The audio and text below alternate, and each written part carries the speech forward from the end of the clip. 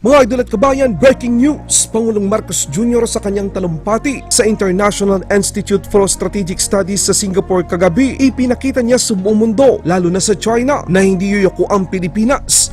Poprotektahan ng mga Pilipino ang ating mga karapatan sa Kailangan Island Group, West Philippine Sea at kung anuman ang nakasaad sa Saligang Batas ng Pilipinas at 2016 Arbitral Award. Hindi nagustuhan ng China ang naging talumpati ng Pangulong Marcos Jr. Pinaratangan ng isang miyembro ng People's Liberation Army na Pilipinas ang siyang dahilan ng tensyon nitong mga nagdaang mga buwan. My words, to put it simply, we can summarize it as three no's: no intervention, and no use of force, and no hyping up hotspot. In the eyes of the international community, some of your Philippines' behavior in recent times, it now sounds like you really consider other parties' comfort level, and there is a risk of ruining the regional long-earned, long-lasting peace. Pangulong Marcos Jr. sinagot na hindi nito maintindihan kung bakit binabaliktad ng China na Pilipinas pa ang siyang nagdudulot ng tensyon sa rehiyon. Aktual na video, panoorin. Any state that professes a stake in the continued peace and stability of this region must respect ASEAN centrality, not only with words, but with action. All partnerships and arrangements must never displace or dilute, but rather uphold and complement ASEAN's central role. So let us return as well to Manila and reaffirm our common understanding of how international law governs the peaceful settlement of disputes. Amidst misleading narratives that seek to discredit international legal procedures, there is a need to reaffirm those modalities are an expression of good faith. They are a service to the progressive development and codification of international law. They are never an unfriendly act.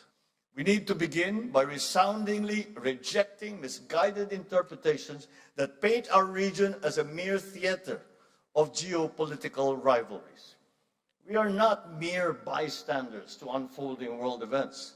We are the actors that drive those events. We are the main characters in our collective story. We are the owners of the narratives of our regional community. Thus, we reject any attempt to deny strategic agencies, especially by force, that seek to subordinate our interests to anyone else's. China's determining influence over the security situation and the economic evolution of this region is a permanent fact. At the same time, the stabilizing presence of the United States is crucial to regional peace. We cannot afford any other future for the South China Sea other than the one envisioned by ASEAN, that of a sea of peace, stability, and prosperity. Unfortunately, this vision remains for now a distant reality. Illegal, coercive, aggressive, and deceptive actions continue to violate our sovereignty, sovereign rights, and jurisdictions. Attempts to apply domestic laws and regulations beyond one's territory and jurisdiction violate international law, exacerbate tensions, and undermine regional peace and security. But despite all this, the Philippines remains committed to the cause of peace, upon which our constitutional order is premised. We are committed to addressing and managing difficult issues through dialogue and through diplomacy. The 1982 UNCLOS and the binding 2016 Arbitral Award provide a solid foundation for the peaceful resolution and management of disputes. Our policy in the South China Sea is built upon these two touchstones.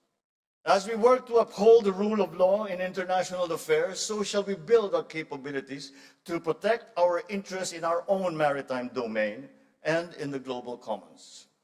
Under our comprehensive archipelagic defense concept, we shall develop our capacity to project our forces into areas where we must, by constitutional duty and by legal right, protect our interests and preserve our patrimony.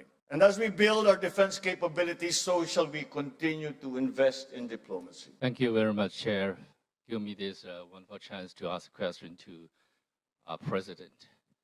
Mr. President, I noticed in your speech you mentioned many times about ASEAN centrality. You review the TAC, which your father signed that show the bond of ASEAN. I think the ASEAN centrality is very important, but it's not, we cannot take it for granted. It comes actually, comes from the ASEAN way, the three principles. First, mutual respect. Second, consensus building. Third, considerate other parties' comfort level.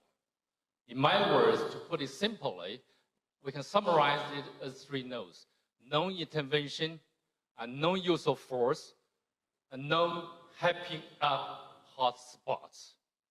Only because of these principles strictly followed by ASEAN members and other stakeholders that we have ensured the ASEAN and East Asia at large for a long-lasting peace since the end of the colonial rules in history.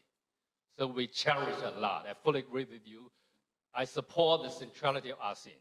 And even some professor like Cashion Makboni, he suggests ASEAN is deserved to award a Nobel Peace Prize. I agree with him. Thank you very much. I think your question is, do you agree with me? So President Marcos, Yes, please. my Thank you question very much. is, President, in the eyes of the international community, some of your Philippines' behavior in recent times, it now sounds like you really consider other parties' comfort level, and there is a risk of ruining the regional long-earned, long-lasting peace since the end of the colonial history. What's your comments on that? Thank you very much. Well, I cannot imagine what you must be referring to if the reference or the allusion is to the Philippines somehow tearing apart what we have agreed on with in terms of ASEAN centrality.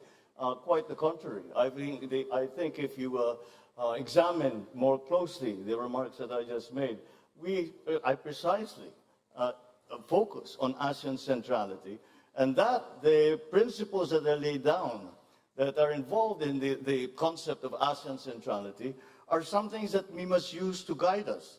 And if we have been distracted in the past years or so, then it's time for us to return and remember, once again, what ASEAN was created for. And that is to create an aggregation of nations that have very many common interests, and that can be, and that partnerships within that multilateral organization can help each other and help the region. And so the Philippines is still remains true to the principles that were established and upon which ASEAN was born. And I think, as I said, that many of these things we no longer speak of today, but we must, because they are as relevant today as they ever were, perhaps even more so, because the global situation is a great deal more complicated than it used to be before. I would even go far as to say there is no such thing as a regional issue any longer. We have all experienced the unexpected effects of the war in Ukraine, of the conflict in the Middle East, and all of these, and when we talk about the South China Sea, we have to also remember that the South China Sea is the passageway for half of the world trade. And therefore, the peace and stability of the South China Sea and the freedom of navigation of the South China Sea is a world issue. And that is what I am proposing. And I am saying that yes, it is a regional issue, but we must examine and be part of the discussion. We must include all parties in that discussion, because now it is not just ASEAN member states who are stakeholders, and it is quite easy to see that it is in fact the entire world that have become stakeholders in the peace and stability of our region.